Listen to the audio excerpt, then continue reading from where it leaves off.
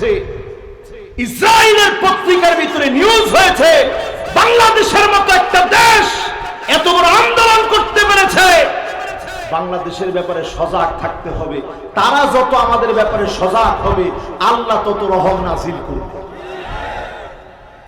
এই জন্য পূর্ব দেশে যেই ভূমিকম্প আসবে, পূর্ব দিকে যেই ভূমিকম্পগুলো হবে, পূর্ব দিকের দেশ হচ্ছে আমার বাংলাদেশ, ভারতের বড় অঞ্চল, মায়ানমার, থাইল্যান্ড, ফিলিপিন, মালদ্বীপ, ইন্দোনেশিয়া, মালয়েশিয়া, চীন, জাপান, হংকং, উত্তর কোরিয়া, দক্ষিণ কোরিয়া, সবগুলোর ভিতরে ভূমিকম্প হবে। যদি বাঁচতে হয় এখনই মুসলমানের পক্ষে যাওয়া লাগবে, ঠিক কিনা? মাশাআল্লাহ, দেশটা ভালো আছে কেন?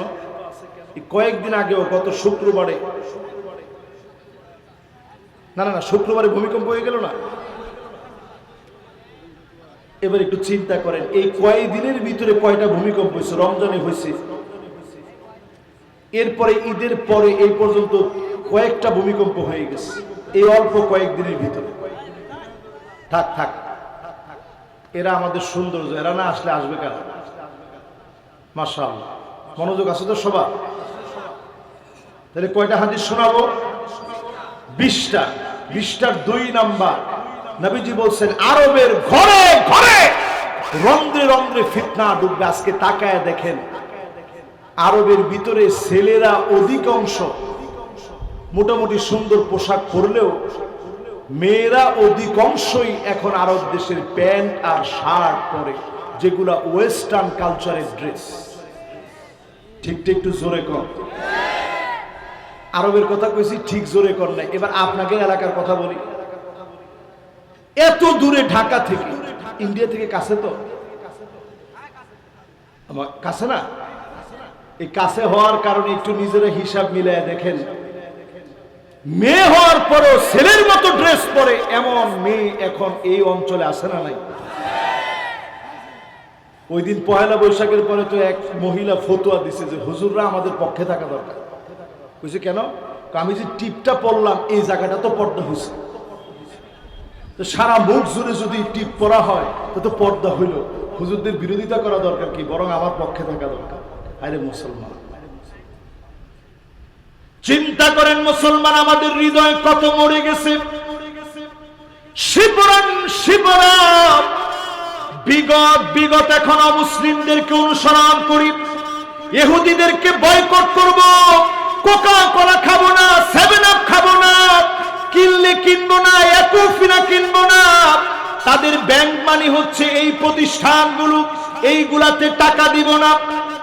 কিন্তু এবার যদি প্রশ্ন করি, চুলটা যে আপনি কাটলেন, ডানে নাই, বায়ে নাই, পিছনে নাই, সামনে দিয়া, এক বিগত পরিমাণ চুল রাখলেন, এই স্টাইল মুসলমানের স্টাইল না, আল্লাহর নবী বলেছেন এটা ইহুদিদের স্টাইল। আপনি বয়কট করলেন কেন? এরপরে নবীজি বললেন মহিলারা এমন হবে, আন্নানা, সব আমার নামে দিয়ে দাও, মা বাপের নামে কিচ্ছু দেওয়া যাবে না। এমন মহিলা এখন আছে না নাই? যারা পরে আসে আসে বলছে যদি এটা ভিডিও করা যেত বাড়ি যাওয়া লাগতো না। এরপরে দেখবেন মান্নানা, এগুলো ইহুদি মহিলাদের কালচার এখন আমাদের ভিতরে ঢুকছে। মান্নানা মানে কথায় কথায় বলবে আমি দেখে আপনার ঘর করে খাইয়ে গেলাম, অন্য মহিলা বলে খেত না। কি ঠিক? এরকম কথা কি আপনাদেরকে বলে? তাহলে চিন্তা করেন, এটা আজকে থেকে 50 বছর পিছনে তাকায় দেখেন, আপনার আম্মা আপনার আব্বার সাথে কথা বলতে কি পরিমাণ শ্রদ্ধা নিয়ে কথা বলতো। এরপরে দেখবেন হান্নানা, এটা কেমন মহিলা, ফিতনা যে ঢুকছে আমাদের ঘরে ঘরে, এটা বুঝাচ্ছে। সারাদিন কষ্ট করার পরে আপনি একটু ঘরে আসছেন, এসে বলছেন এ বাবুর আম্মু একটু পানি দিও, পিপাসা লাগছে। আরে বাপরে বাপ, আপনি নবাব সিরাজউদ্দৌলা আসছেন, আপনার পানি দেওয়া লাগবে, নিয়ে খেতে পারেন না? কথা শোনা মাত্র আপনি বলছেন না না পিপাসাই লাগেনি, দুষ্টামি করেছি তোমার সাথে। এরকম মহিলা এখন আছে না নাই? এরপরে দেখবেন কান্নানা, স্বামীর ছায়া দেখতে পারে না, দেখলেই স্বামীর সঙ্গে কেমন যেন বিরক্ত হয়ে যায়, কপাল কুঁচকা কথা বলে আছে।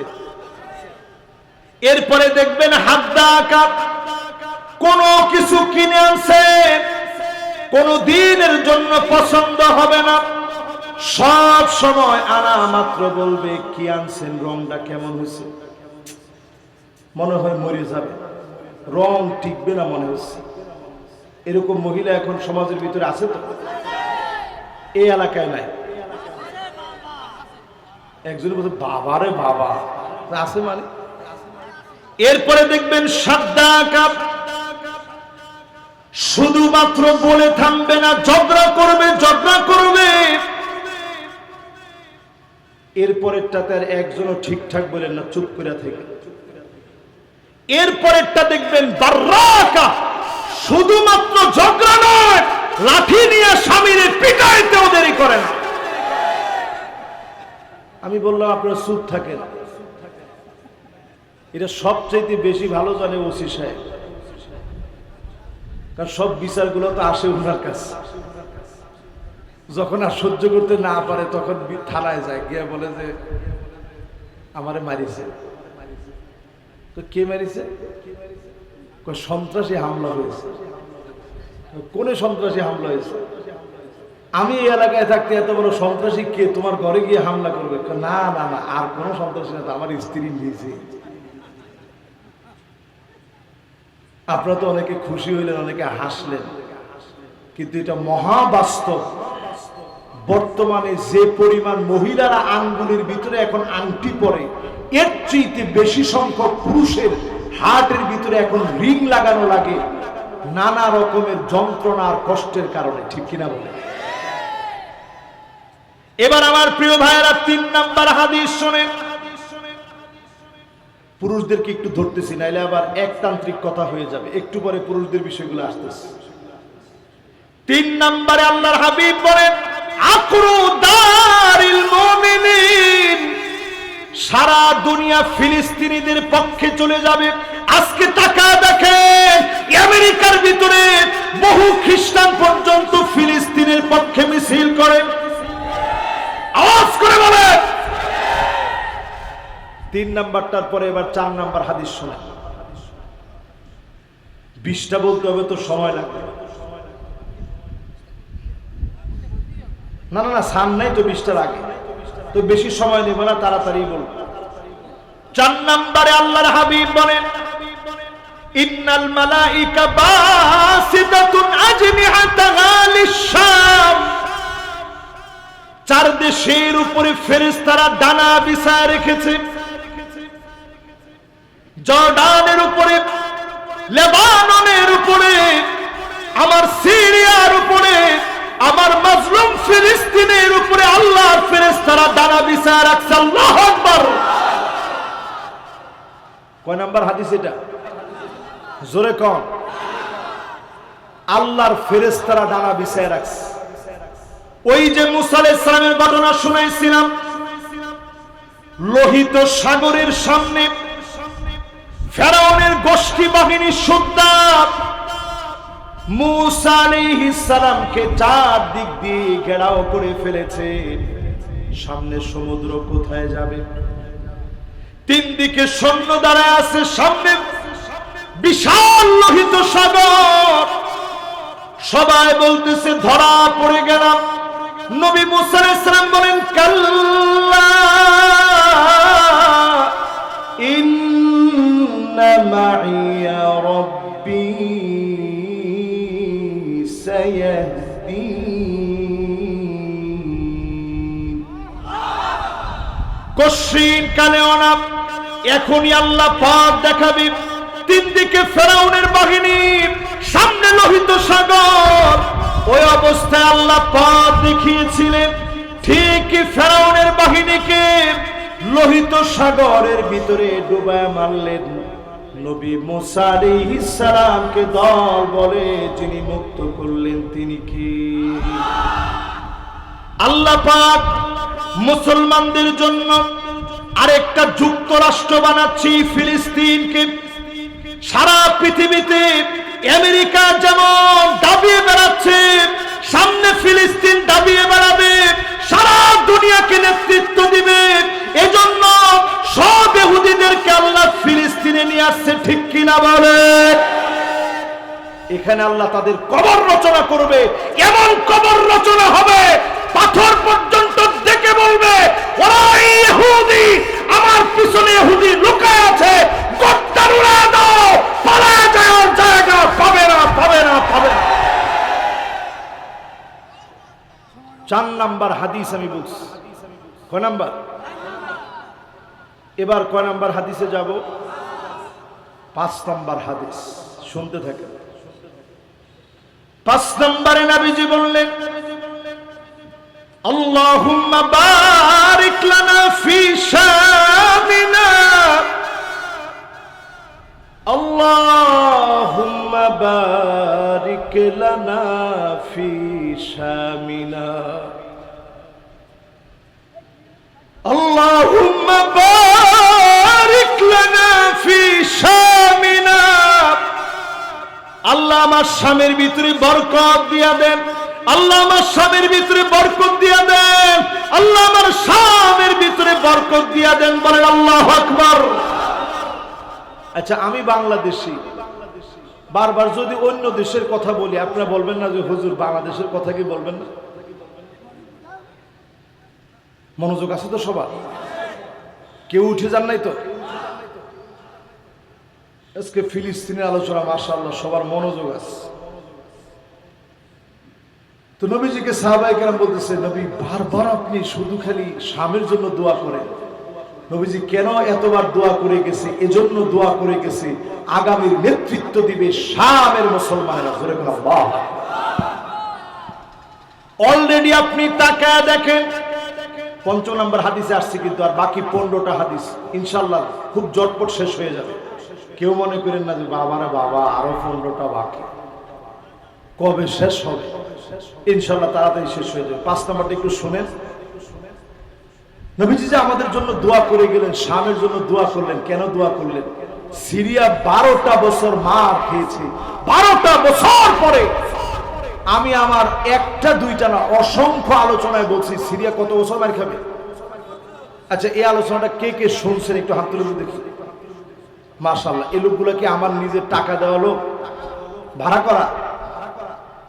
রাসূল হাদিসের মধ্যে বলে গেছেন সিরিয়া 12টা বছর মার খাবে। আজকে দেখেন সিরিয়ার যেই মসজিদে ঈসা আলাইহিস সালাম আসবে, ওই মসজিদ নতুন করে রং করা হচ্ছে।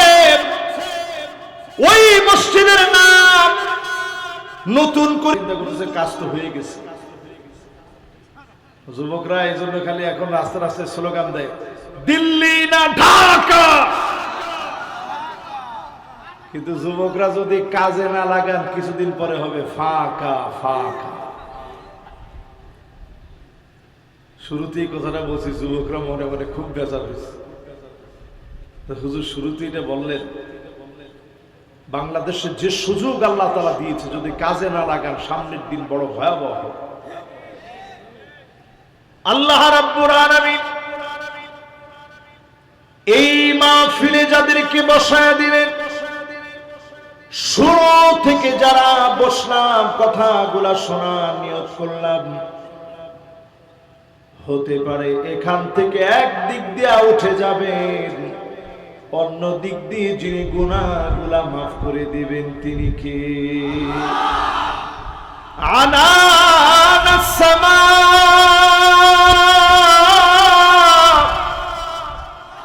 সুদূর ওই আকাশে মেঘমালা পর্যন্ত গুনাহ হয়ে গেছে, অন্যায় করে ফেলেছে।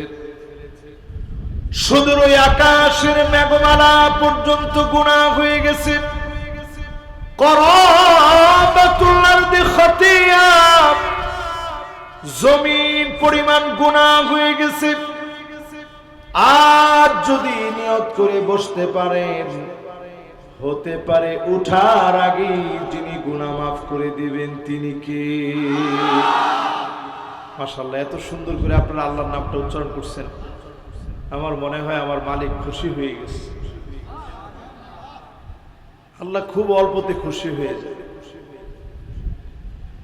বেজার সহজে হন না। বেজার হইলে যখন এমন হন তখন আর ফিরানোর মতো কোনো ক্ষমতা দুনিয়ার থাকে না। এই জন্য আজকের মাহফিলে যারা বসলাম, দিলের টানে মহব্বতে নিয়ত করেন, যদি মাহফিলে বসে সূরা আল ইমরানের 138 নং আর 139 নং আয়াতে কারীমার তাফসীর শুনে যেতে পারেন, হতে পারে উঠার আগে যিনি গুনাহগুলো মাফ করে দিবেন তিনি কে? শুধু গুনাহগুলো মাফ হবে না, যারা যারা শুনে যাবেন এই মাহফিল থেকে নিয়ত করে বসলে, মাহফিলে যারা আসেন যারা শুনে যাবেন, খায়রুল লাকা মিন আন তুসাল্লিয়া আলফ রাকাত, হাজার রাকাত নামাজ পড়লে যেমন সওয়াব হবে, এর চাইতে বেশি সওয়াব বান্দার আমলনামায় দিয়ে দিবে। খুশি না বেজার? সবাইকে আমরা গুনাহ মাফ চাই। এই মাহফিলে আপনারা বসছেন, সবাই খুশি, কুল কায়নাত খুশি। ফেরেশতারা ডানাগুলো বিছায়া দিলেন, ওয়া ইন্নাল মালাইকা লাতাদউ আজনিহাতাহা রিদাল লিতালিবিল ইলম, ডানাগুলো আপনাদের নিচে বিছানো, আল্লাহর কাছে গুনাহ মাফের জন্য ফেরেশতারা দোয়া করতেছে। হাত্তান নামলাতু ফি দুগুরিহা, পিপিলিকা পর্যন্ত আল্লাহর কাছে দোয়া করতেছে। নদী আর পুকুরের সব মাছগুলো আল্লাহর কাছে দোয়া করতেছে, আয় আল্লাহ আপনি গোলামগুলার গুনাহগুলা মাফ করে দেন। শুধুমাত্র বেজার হচ্ছে শয়তান, একমাত্র শয়তানকে খুশি করে যারা উঠে চলে যাবেন, টান টান করে হাত উঠান। খালি উনি চলে যাবে, তবে ছুটি নিয়ে। না না বেশিক্ষণ না না না, উনি তো ছুটি নিয়ে যাবে, অসুবিধা নেই। উনি জনপ্রতিনিধি, উনার আরেকটু ব্যস্ততা আছে, আরেকটা মাহফিল থাকতে পারে। আমাদের বক্তাদের যেমন আজকে এটা প্রোগ্রাম, উনারও তো টাইম দেওয়া প্রোগ্রাম থাকতে পারে। এই জন্য উনি আবার চলে গেলে মনে করেন না যে শয়তানকে খুশি করে ফেলেছে। ঠিক আছে তো ইনশাআল্লাহ? ভাইরা আমার প্রথমেই পছন্দ হয়েছে। কেন পছন্দ হয়েছে? উনি কিন্তু অতিরিক্ত কথা বলেন না। উনি দেখেন মাহফিলে আসতেছে, উনি তো পারতেন জনপ্রতিনিধি হিসাবে আরো 10 মিনিট বক্তব্য রাখতে। এতে আমিও খুব বেজার হইতাম না যে উনি বক্তব্য রাখছে, জনগণের সাথে মিলতে হবে, নাহলে কাজ করবে কেমনে। কিন্তু উনি দেখা মাত্রই উনার বক্তব্য শেষ করে দিয়েছে। বক্তব্যের কথাগুলো আমি আস্তে আস্তে শুনছি, সবগুলো কথা যৌক্তিক এবং বাস্তব। আল্লাহ যেন এই নিরিখে উনাকে এবং আমাকে, আমাদের সবাইকে আমল করার তৌফিক দান করেন না। তাহলে এই মাহফিলে যারা আমরা বসছি, দুইটা আয়াতের তাফসীর আজকে আপনাদেরকে শোনাবো। সূরা আলে ইমরান 138 এবং 139 নং আয়াতের তাফসীর শুনবো ইনশাআল্লাহ। কতক্ষণ শুনবেন? কতক্ষণ শোনাবো? মাশাআল্লাহ, ওনারা আমি আগেই বলছি যে লোকটা আমার পছন্দ হয়েছে। উনি হুজুর মাইরে 2 ঘন্টা ওয়াজের পক্ষে উনি না। উনি বলছে হুজুর 1 ঘন্টা দেন।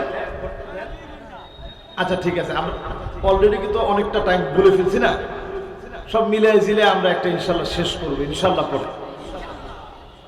আজকের এই আলোচনায় মূল প্রতিপাদ্য বিষয় থাকবে ফিলিস্তিনের বিজয়। জোরে করে আল্লাহু আকবার। হাজার হাজার কিলোমিটার দূরে বসা আল্লাহর গোলামেরা খাবার পায় না। 40,000 শিশু বাচ্চা মাকে হারিয়ে ফেলেছে। বাপ হারা চিৎকার করে ছোট ছোট বাচ্চাগুলা কাঁদতেছে, ক্ষুধার যন্ত্রণা সহ্য করতে না পেরে ছোট ছোট বাচ্চাগুলা চাবায়া চাবায়া ঘাস পর্যন্ত খাচ্ছে। পানি পর্যন্ত মুসলমানের ঘরে নাই, মাথার উপরে ছাদ নাই। আমি আপনি তো ওই মুসলমান, কাজাসাদিন ওয়াহিদ, এক দেহ এক প্রাণের মতো হওয়ার কথা। ওই মুসলমান মার খেলে আমার হৃদয়ের ভিতরে টান লাগার কথা, হৃদয়টার ভিতরে জ্বলে যাওয়ার কথা, সারা মুসলমান ঐক্যবদ্ধ হয়ে যাওয়ার কথা, ঠিক কিনা বলে?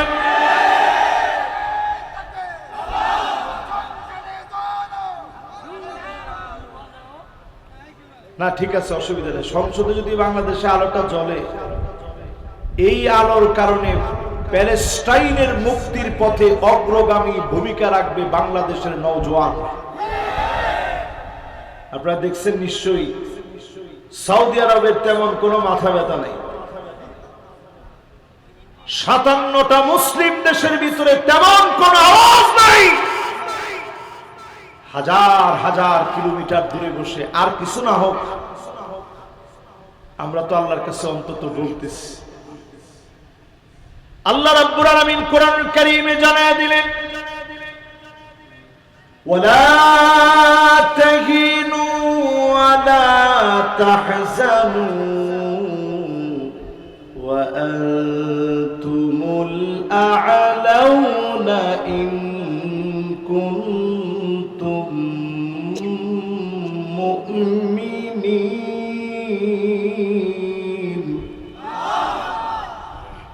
মন ভেঙে ফেলো না, দুশ্চিন্তায় পড়ে যাও না, তোমরাই সেরা হবে। মুমিন যদি হতে পারো, তোমাদেরকেই যিনি সেরা বানায় দিবেন তিনি কি? তাহলে কোরআনের কথা সত্য না মিথ্যা? একটা লোক চুপ থাকা যাবে না, এটা সবাই বলতে পারে, কিন্তু ইমানের বিষয়। সত্য না মিথ্যা? একটা লোক চুপ থেকে না, সবাই বলেন সত্য না মিথ্যা? আল্লাহর কথার চাইতে সত্য কথার কার কথা হতে পারে? আল্লাহর কথার চাইতে সত্য কথার হতে পারে না। সে আল্লাহ জানায় দিলেন তোমরাই সেরা হবে। আমরাই যদি সেরা হব, সারা দুনিয়ার ভিতরে 2 কোটি মুসলমান আজকের রাত্রেও মার খাচ্ছে। 20 কোটি মুসলমানের মাথার উপরে ছাদ নাই, শরণার্থী হয়ে গেছে। আল্লাযীনা উখরিজু মিন দিয়ারিহিম বিগাইরি হক ইল্লা আন ইয়াকুলু রাব্বুনা আল্লাহ।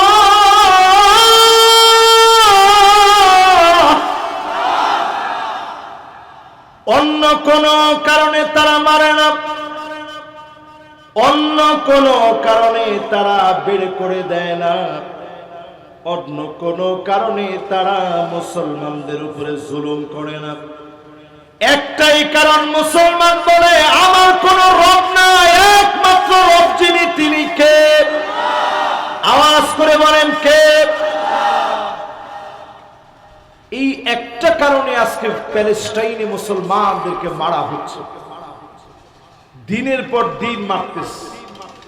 তাদের তালমুদ নামক গ্রন্থের ভিতরে আসছে 80 বছরের বেশি ইহুদিরা কোথাও স্টে করতে পারে নাই। এই যে 1.5 বছর ধরে তারা এত পরিমাণ মুসলমান মারতেছে, 68,000 মুসলমানকে শহীদ করে দিয়েছে। 1 লাখের মতো মুসলমান হসপিটালে আছে। সারা দুনিয়া নির্ভীক তাকায় আছে, বলার মতো কেউ নাই। আমরা বাংলাদেশে বসে ফিলিস্তিনিদের দৃশ্য দেখে কাঁদি। মা ছোট্ট বাচ্চার জন্য ছোট্ট একটা প্যাকেটের ভিতরে বিস্কিটের খোসার ভিতরে একটা গাড়ি থেকে ফোঁটায় ফোঁটায় পানি পড়ছে। মা সেই পানি সন্তানের জন্য কুড়ায় এনেছে। সন্তানের পেট পিঠের সঙ্গে লেগে গেছে, মা সন্তানকে পানি দিবে। এই দৃশ্য দেখে আমার মনে পড়ে গেছে হাজার আলাইহিস সালামের কথা। যেই মরু প্রান্তে কোনো পানি ছিল না, সেখানে জমজমের মতো পানির নল ধারা যিনি প্রবাহিত করে দিলেন তিনি কি? আজকে যখন ফিলিস্তিনের দিকে আপনি তাকান,